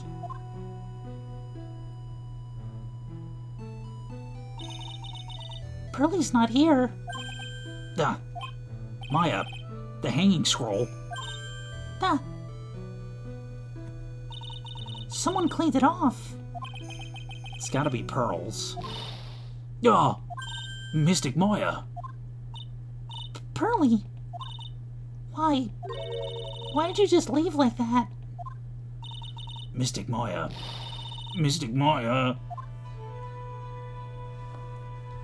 Oh my god, I've been recording for an hour and 42 minutes. I swore that I would never trouble the two of you again. Because it's all my fault that Mystic Maya's mother... Like, okay. I'm sure longtime viewers of my channel know that I made a big meme out of, like, well, I guess not a meme, but more like a running joke that, like, oh, this is gonna be the only episode, like, this episode's gonna be longer than the Undertale finale, but I think this might, unironically, be it. I think this might be the new longest episode on the whole channel. That's why you came here? It's the least I could do, to pray for your happiness. You didn't have to do that, Pearly. It wasn't your fault. You didn't do anything wrong. Of course, I'm sad that my mother is gone, but how do I say this? I'm still happy. You don't have to lie just to make me feel better. No, really. It's true. The only reason I'm still here at all is thanks to everyone who's there for me. My sis, my mother, Mr. Armando, Nick, and you. If even one of you weren't there, I'm sure I wouldn't still be alive right now. That's why I have to be strong. For all the people that were there for me when I needed them. That's all I can really do. Mystic Maya. I'm impressed. You truly are the daughter of Mystic Misty. Sister Bikini. Your mother, Mystic Misty, was a strong woman indeed. I want to tell you what she said to me that night. After dishonoring the good name of Kurine, I don't have the right to face my daughter. But still, Maya's always in my thoughts. It's true. She'll always be with me until the day I die, which is tonight. Your spirit was with her. That's why your mother was so strong. Even at the end, I'm sure she had no regrets. She'll always be with me until the day I die, huh? There's a rule or something all masters have to follow, isn't there? To never take the charm off until the day you die. That's the master's talisman. The thing that Misty kept by her heart would never take off. It wasn't the container that was important. Rather, it was the contents. That's... a photo? Mother. It's only natural for living creatures to fight to protect their own lives. But what makes us human is that we fight for others. But who do you fight for? How hard must you fight? That's the true measure of what human life is worth. We defense attorneys are warriors who are constantly challenged by that question.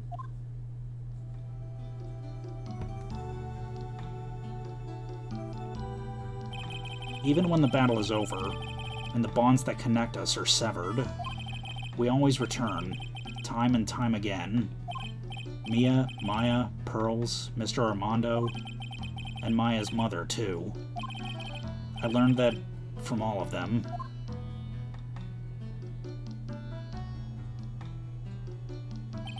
Well, shall we get going? Everyone's waiting. Yup. This is a day to remember. A day when a lot of things were finally put to rest. I think we should celebrate what we've overcome today. But I still can't. Oh, go on, sweetie. You can come back for training anytime. Okay. Alright, I'm gonna make a brand new start too. Sister Bikini, I'll be back for more training. I promise. I know, but I won't go easy on you just because you're the future master. I'll make sure to prepare reservations for 3 for when you come back. Alright, we're going to have a great feast today, Pearly.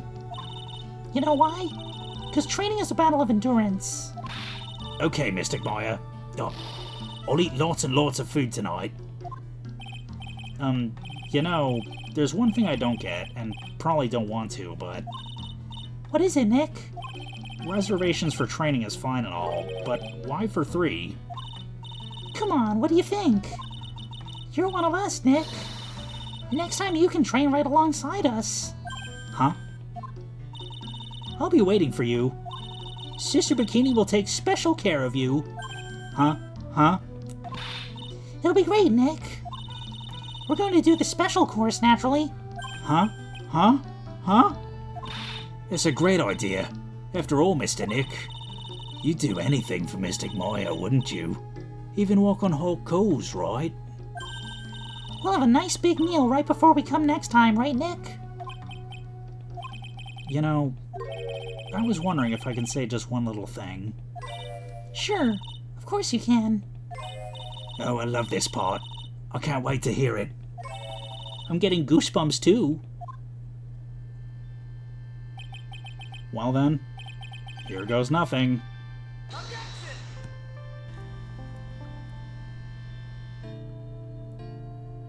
Alright, I've got words, but I'm sure the credits have words too, so I'll save my words until the very end. I'll have to work really extra hard now. Master of Karine and the office manager of Wright & Co. offices. I have to be a good big sister to Pearly and Nick, too. Well, as long as I'm not locked up or captured or something like that.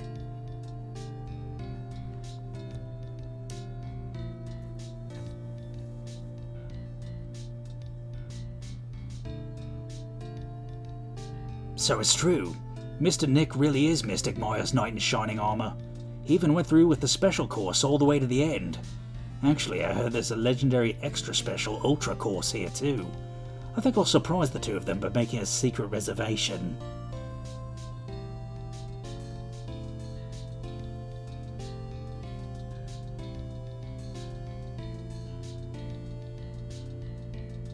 Maggie bought me a brand new coat as a present, pal.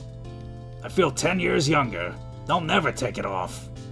Yes, but somehow you just don't seem the same. I guess a dirty, shabby old overcoat is more detective-like, sir. Don't worry about it. In the name of love, a man will soil himself silly. Gross.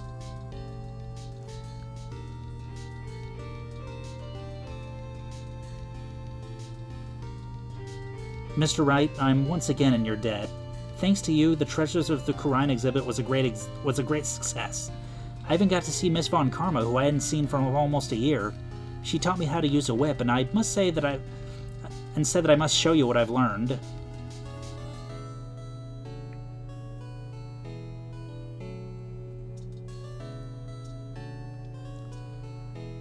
Desi and I started a company called Master Mass Consulting. We're dedicated to stopping the evil plans of all the criminals in the city. Our motto is, "Cut it out, please!" Pretty cute, huh? Well, we also sell plans to the criminals as kind of a side business. I wonder if that's okay. Sometimes I think maybe we're the worst criminals.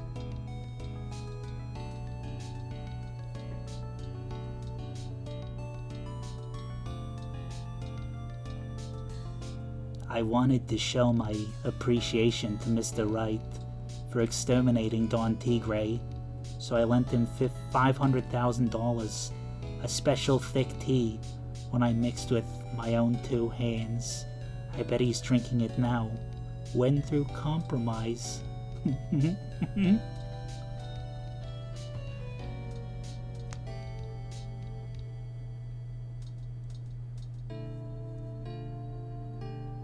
I'm just holding in the way. A wrinkly, grumpy, clown-nosed waste of flesh. At least that's what I thought. But my grandkids had a birthday party for me the other day. Talk about embarrassing. 69 years old and I cried like a baby with a dirty diaper.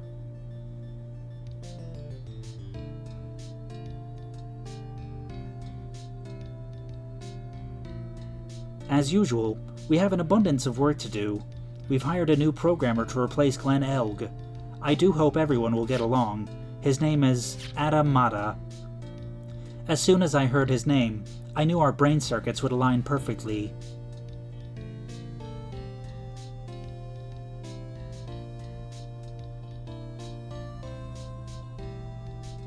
My. More reporters? Since the murder, we've made so much money, I hardly know what to do.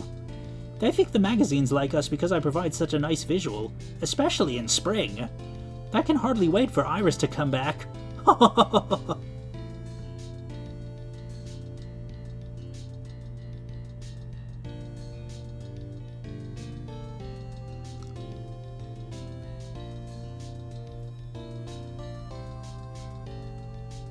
You've turned into such a respectable man, Feeney. It was so sweet of you and everyone else to come visit me here the other day. Of course, I was happy that you constantly had your eyes on me, but I felt kind of bad when the little one slapped you so hard you got a nosebleed.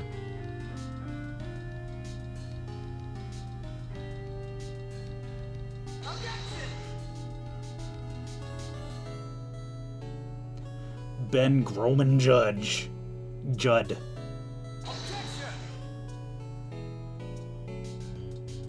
Sean King. Groman. Christina Catano. These are some fun names to say. Objection. James C. Wilson. Look at all these. Okay, Janet Sue.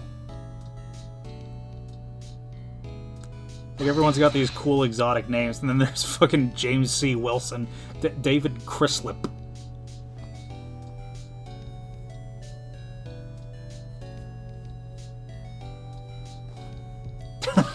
What's this? I'm back from a long and tiring vacation and no one is here to greet me? I guess while I was gone, my little whippersnapper buddy quit and now I've got no one. And what kind of lonely, crazy security room is this supposed to be anyway? With all the flashing lights and switches, I feel like some sort of space alien. Now what am I gonna do with all these macadamia nuts I brought back for everyone? If I bring them over to Edgypoo, who knows exactly what he'd say? I can't really accept these, I'm afraid of some...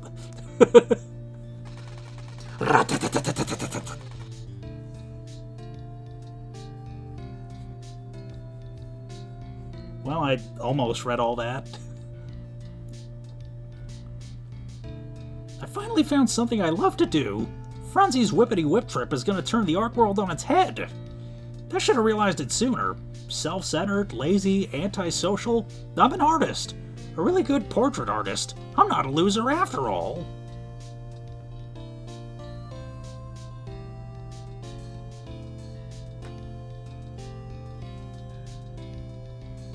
Okay, I think that's that. You know what the DS version had? There we go. Aww. I mean, they basically imply that Godot's dead. Either he, died of his wounds in prison or he was executed. And look at that. Back to the title screen, achievement unlocked. And now I can say my words. I got it written down here. So, after playing this game a second time, I think I know why I have such a visceral opinion of it. And I don't care how many more death threats I get for saying this, but it needs to be said. It's nostalgia bait. Plain and simple. Every case, literally every case, it goes, hey, remember this character, but it shoehorns those old characters into roles they don't fit into. Bringing back Old Bag and Will and Lotta in the final case of the second game was fine because they all had roles that fit them. Old Bag was still a security guard, Lotta still was a nosy photographer, and Will's occupation as an actor may not have played into the story, but he still had an in-story reason to be there at least. But Larry, they made him a security guard just because the case called for a scatterbrained security guard. They could have just as easily made a new character and been no worse off for it. Same with making Maggie a waitress. To be honest, they could have even just switched Larry and Maggie's roles, and it would have made both of their cases a lot more interesting, I think. Maggie would have been perfect as a security guard with a fundamental flaw that plays a key role in a murder case, which is, in fact, what they ended up doing with her in Ace Attorney Investigations. Not only that, but Larry being inspired to create art after waiting tables at a pretentious French restaurant would have made a lot more sense than him being, quote-unquote, saved by a children's book after making such a grave mistake at a security job. And while I'm willing to buy that Phoenix and Mia met while Phoenix was on trial and Mia was defending him, I don't like that they overrode Phoenix's already established backstory for it. Nor that he somehow went 3 years either never mentioning or just not knowing that Mia squared off against Edgeworth in her mutual first trial. It's contrived is what it is. And Capcom must agree because, despite all the important plot threads this game sets up, not one character who debuted in it ever made a direct appearance again, and most went unmentioned entirely. Aside from Larry finally settling as an artist, all that really comes of it is that they finally said fuck it and gave Edgeworth his own game, and, the first one was pretty mid, but the second one's a fucking masterpiece, and I can't wait to play it again, so there we go. Trials and Tribulations. It gave us Prosecutor's Gambit in a sort of roundabout way. But yeah, and that is all I have to say about that.